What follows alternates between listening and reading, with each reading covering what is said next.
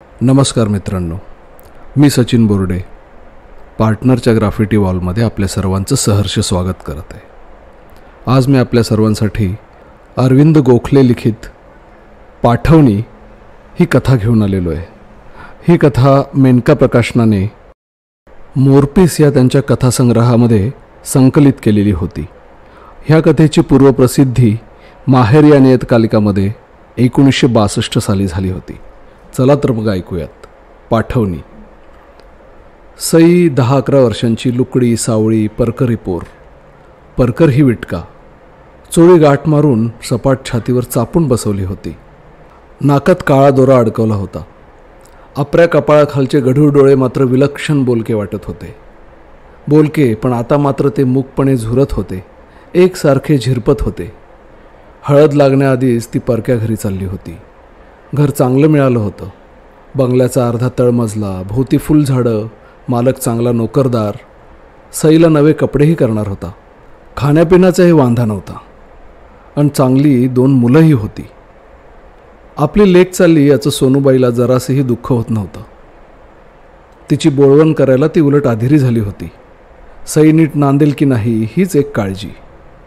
नीट वाघ, वेंधळेपणा करू नको, मुलांना सांभाळ, त्यांना रडवू रागवू नको, ती पुन्हा पुन्हा सईला बजवत होती. मध्येच तिच्या दंडाला धरून खेचत होती.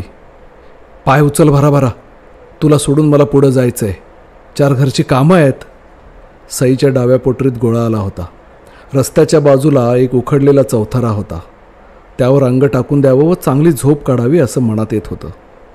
या वेळेला वस्तीत उन्हा आली असतील. बखळीत उकिडवं बसून ऊन अंगावर घेत कोंबडीची हिंडणारी पिलं, मुलांचा बैदुलाचा खेळ, आंधळ्याच्या माळेचं भजन, सगळं ऐकणं पाहणं केवढं गमतीचं होतं. ते सुख संपलं आणि दुसऱ्याच्या घरी राहायला जायचं संकट आलं. सईला आईचा संताप येत होता. पैसे मिळावेत म्हणून एवढ्याशा मुलीला. सोनूबाई एका घराशी थबकताच ती अधिकच भडकली. मागल्या पावली पळून जायला बघू लागली. सोनूबाईनं पदर नीट घेतला. तिची मुद्रा अर्जवी झाली. डोळ्यात अभिमान भरला. सईचा हात पकडून ती म्हणाली, चल, आणि मी सांगितलेलं विसरू नको. कशाला हात लावू नको. मालक आणि बाई सांगतील ते ऐक. पुष्पाताई वाटच पाहत होत्या. पहाटेपासून त्यांची झोप उडाली होती. उशीवरचं डोकं उचलून पलीकडे झोपलेल्या सुनीता शेखरकडे त्या 3-3दा पाहत होत्या. हे झोपलेले 2 जीव जागे झाले की सगळं घर डोक्यावर घेत. पुष्पाताईंचा आणि वसंतरावांचा सगळा वेळ घेत. काही करायला, कुठे जायला जमत नसे. हॉटेल, फिरणं, सिनेमा, साधं गच्चीत उभा राहून गप्पा मारणं काही होत नसे या मुलांच्या पायी. पण आता सुटका होणार होती, सवड मिळणार होती. लग्नानंतर लगेच लागलेला 2 पोरांचा ताण सैल होणार होता. सांभाळायला ठेवलेल्या मुलीकडं पोरं सोपवून. शेजारी काम करणारी सोनूबाई आदल्या दिवशी सांगून गेली होती. पण ती खरंच म्हटल्याप्रमाणे मुलीला घेऊन उगवेल की नाही कुणास ठाऊक. पुष्पाताईंची सकाळ या काळजीतच जाऊ लागली. मुलांसाठी बाई मिळवणं ही सगळ्यात अवघड समस्या होती. पैसे देऊनसुद्धा चांगली मोलकरीण मिळत नाही या जाणिवेने त्या सकाळी चिडीला आल्या होत्या. आणि तरीही आशेनं सोनूबाईंची वाट पाहू लागल्या. जरा काही वाजलं की दारात जाऊ लागल्या. सुनीताला बाबा गाडीत घालून व शेखरला बरोबर घेऊन पार्कमध्ये नेणारी कुणी परकरी पोर डोळ्यांपुढे आणू लागल्या. सई त्यांच्या पुढ्यात उभी राहिली व पुष्पाताई चांगल्याच दचकल्या. ती हडकुळी वेंधळी मुलगी पाहून आपला विरस झाला की समाधान झाले हे त्यांना कळेना. कोरडेपणाने त्या म्हणाल्या, ही मुलगी माझी लेक सई. सोनूबाई दाराच्या चौकटीतून पुढे सरसावली. त्यांची भाजीवाली मावळण करायची तसे हातवारे करत म्हणाली, मुलांची सवय आहे तिला.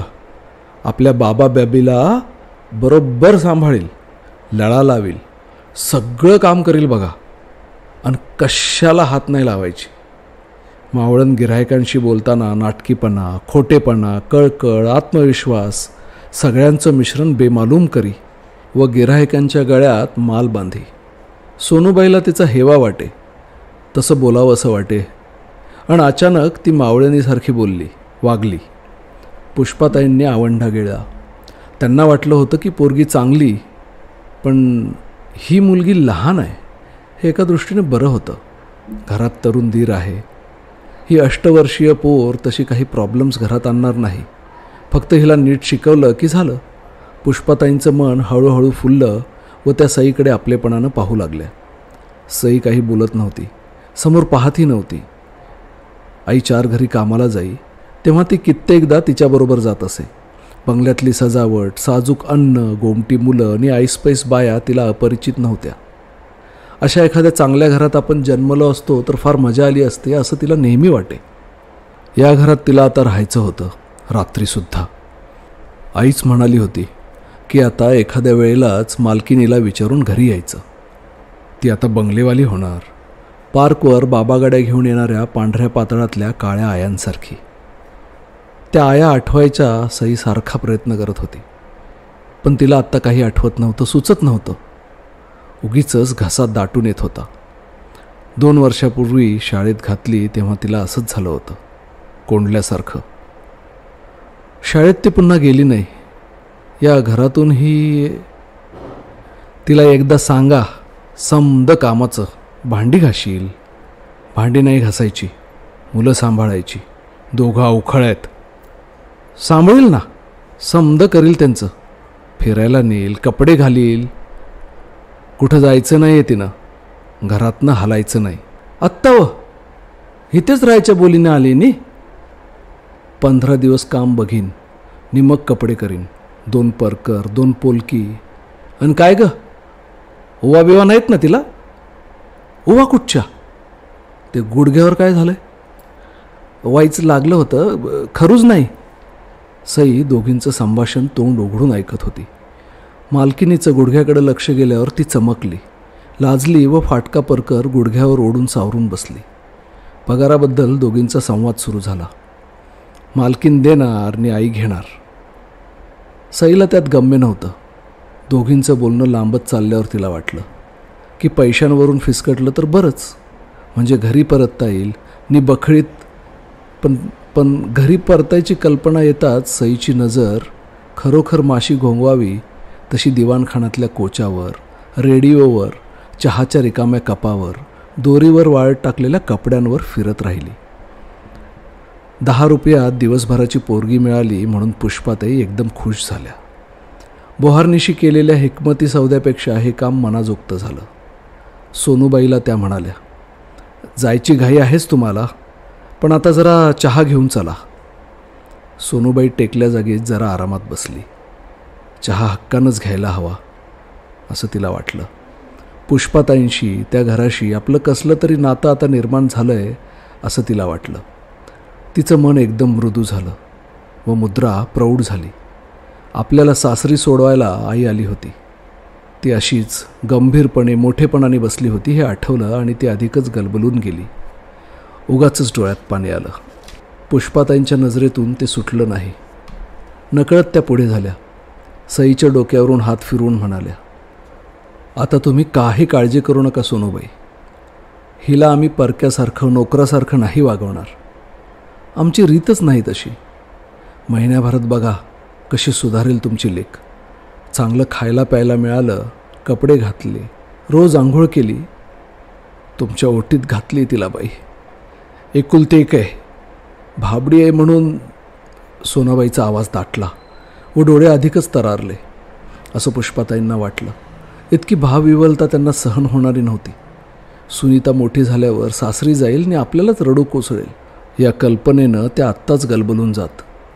नाटकात सुद्धा अशी दृश्य त्यांना बघवत नसत. त्या झटकन उठल्या व चहा करायला आत घरात गेल्या. पुष्पाबाई गेल्यावर सोनूबाईचा चेहरा नेहमीसारखा झाला. कामावर जायला उशीर होतो आहे या जाणवीने ती चुळबुळू लागली. सईवर एकदम खेकसली. वेंधळ्यासारखं काय बसली आहेस? आणि दारात चाहूल लागून, मालक आले, उठ, मुलं पण आहेत, घे त्यांना. सुनीता शेखरला जरा हिंडवून वसंतराव घरी परतत होते. रोज सकाळी बाहेर चक्कर मारून येण्यासाठी 2 जण हट्ट धरत. मग वसंतरावांना सगळं काम सोडून जावं लागे. सुनीताची बाबा गाडी ढकलावी लागे. पळणाऱ्या शेखरला धरावं लागे. वाटीत भिरभिरं, चेंडू, चॉकलेट काहीतरी घ्यावं लागे. वसंतराव कंटाळून गेले होते. मुलं सांभाळायला कोणी ठेव म्हणून बायकोच्या मागे लागले होते. 4 ठिकाणी सांगूनही कुणी मिळत नव्हतं. अखेर मिळाली ही मुलगी. मुलांची चाहूल लागताच चहा गाळायचं तसंच टाकून पुष्पाताई बाहेर आल्या व नवऱ्याला म्हणाल्या, ही पहा सई. सईचा दंड धरून त्या बागेत फाटकापाशी आल्या. पातळाला झोंबणाऱ्या शेखरला म्हणाल्या, हिच्याशी खेळायचं आता, पप्पांना त्रास नाही द्यायचा. बाजूला कशाबशा उभ्या असलेल्या सईला म्हणाल्या, घे सुनीताला गाडीतून घे, दुपटं भिजलंय का बघ. सई मुलांना कशी घेते हे पाहण्यासाठी त्यांची मान कलली व डावा हात कमरेवर गेला. नकळत त्या वसंतरावांच्या जवळ सरकल्या व फोटोला उभं राहतात तशा उभ्या राहिल्या. सोनूबाई पदर सावरून दाराआड उभी राहिली. मालक सज्जन दिसतोय हे तिनं सराईतपणे ओळखलं. दोन्ही मुलं रोगी रडकी नाहीत. सईजवळ सहज राहतील, पण बाबा गाडीतून सई मुलीला नीट उचलेल का पाडील? दोघा मुलांना एकदम कसं सांभाळेल? फिरायला नीट नेईल की नाही? तिचं आईचं मन परत चुकचुकू लागलं. आता सुनीता पडली आणि शेखर रडला तरी वसंतरावांना पर्वा नव्हती. ते सुटले होते. सकाळचा वेळ मिळणार होता. संध्याकाळी बायकोबरोबर भटकता येणार होतं. रात्री वसंतरावांनी खुशीत पुष्पाताईंचा दंड दाबला आणि म्हटलं, मिळाली अखेर. गुड, चल चहा कर आता. हा या, पुष्पाताई लगबगीने म्हणाल्या व उतरून ठेवलेला चहा गाळायला धावल्या. वसंतराव शीळ घालत मागोमाग गेले. सोनूबाई मागे सरकली आणि मागच्या दाराच्या चौकटीत उभी राहिली.